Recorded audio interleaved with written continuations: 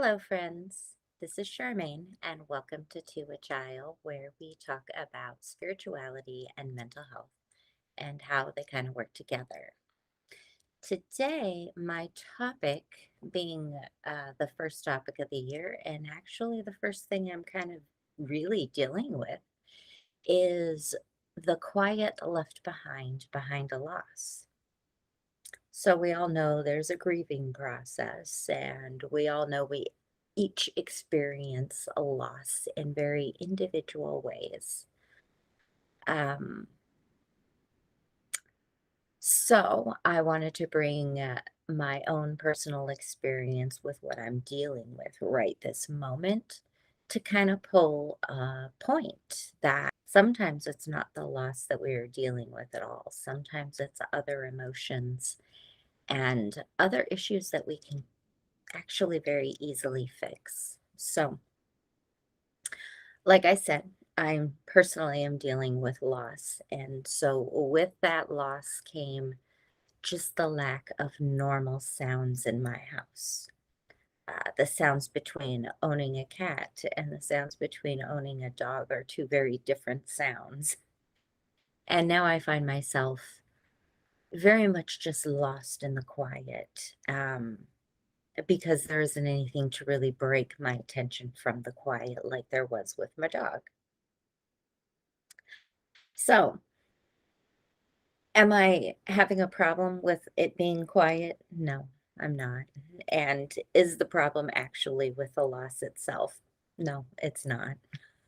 The problem is with the automatic thoughts that I have around whatever that loss is or that event.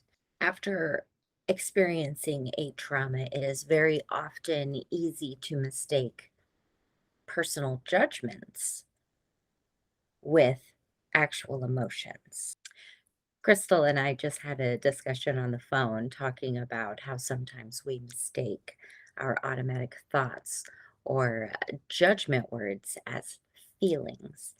And as much as you may feel something, like you can feel very, very judged, but being that isn't an actual feeling in itself, being judged or feeling judged. It is actually a judgment. I think we've all been guilty of doing such, mistaking automatic thoughts and judgments as feelings. So what are automatic judgments? What do those look like? Thank you to Crystal. I have a few jotted down from her list that she shared with me. And they are feeling judged, feeling isolated, feeling criticized, feeling unsupported, feeling provoked, feeling distrusted, feeling rejected, feeling unheard, feeling intimidated, feeling dumped on. Those were just a few off of her giant list that I grabbed just to describe some of the things that some of the words that we can mistake as actual feelings when they're not feelings. Let's go back to my real world example. What are my automatic thoughts that are coming to me while I'm sitting in the quiet? Um, because that's the problem with the quiet, really, is that my brain is going to fill the quiet. It's just how my brain works.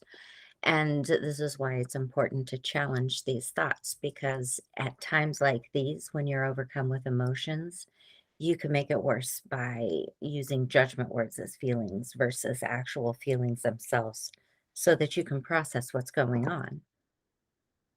So, what are the thoughts that have come to me in the silence and in the absence of what was once here, filling that silence and keeping me on track, even? Well, my thoughts are, I could have done more. Why didn't I drive her out to the nearest emergency hospital in Savannah or Jacksonville? Why didn't I treat her cancer? Why didn't I let her sleep on my bed that evening? Um, and I did so much during that weekend.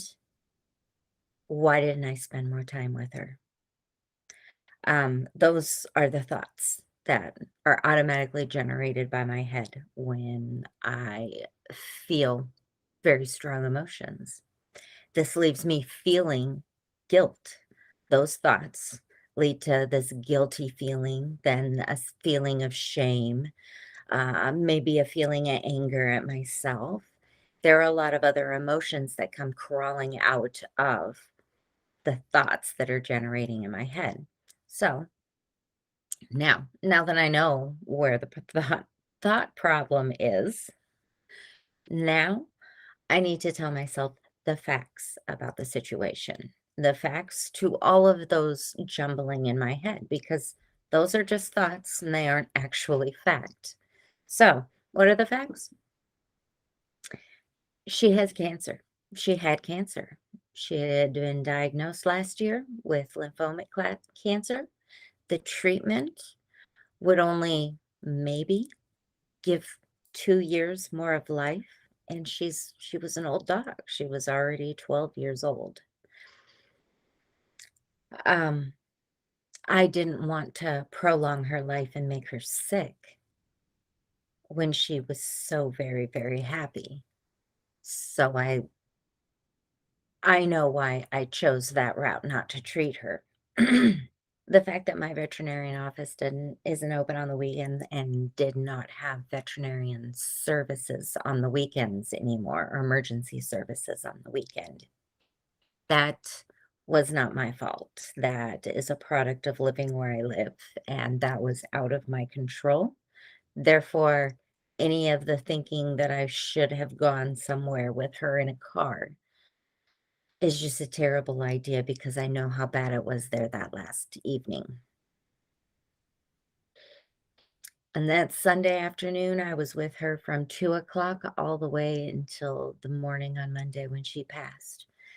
We were on the bed snuggling all day watching TV.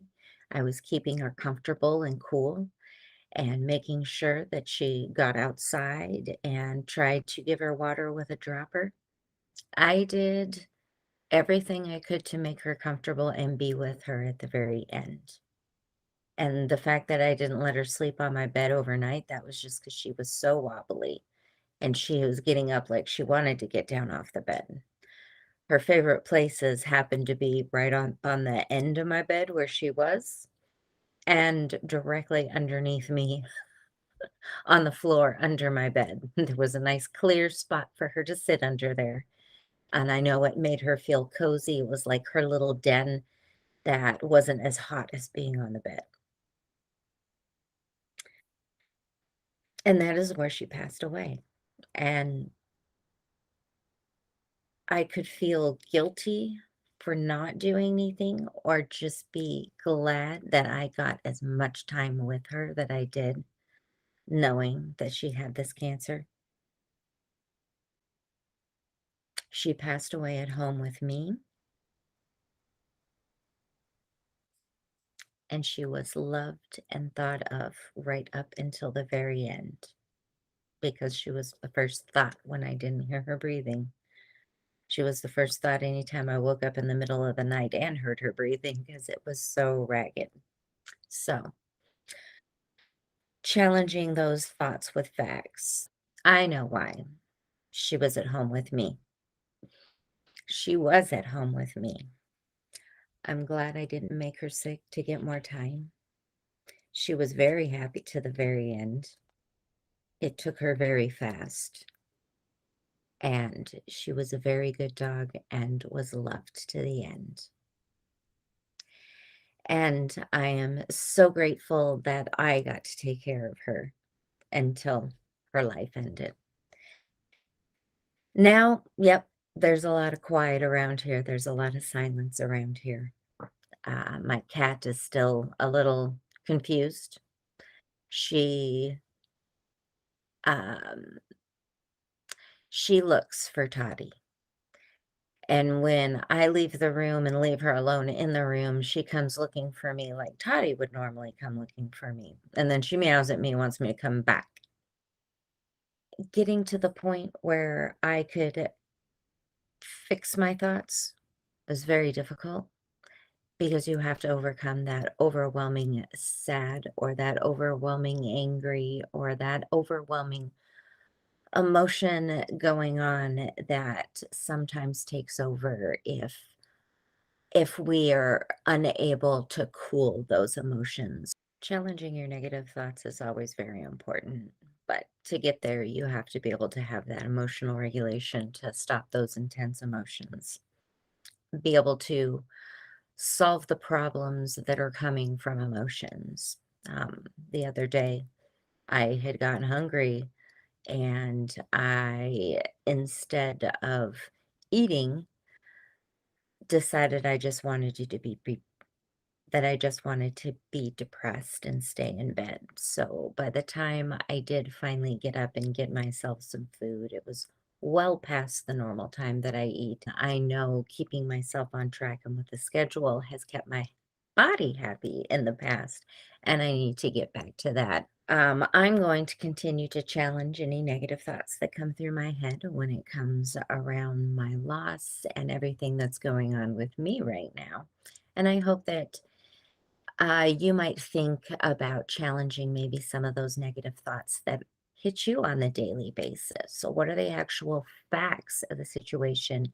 And where are the real feelings underneath maybe some of those judgment words that you have? To which I'll, moving forward, is looking for some co hosts. Would you like to talk with me about something attached to maybe the spiritual community or the mental health? Maybe it's a little bit of both. Please reach out to me. My email is in the link below. It is Charmaigne at toachild.com. Go ahead and reach out and let me know what it is you want to talk about. I'd love to have a great conversation. Anyone looking to be a co host, please reach out to me. I don't have a topic for next week. I am hoping to have a co host with me. If I don't, I'm sure I will come up with something that's going on that I'm using some sort of skill for that hopefully will help anyone listening to this podcast. As always, take what resonates and leave the rest. This is Charmaine at To a Child signing off. I hope you join us next time. Light and love, friends.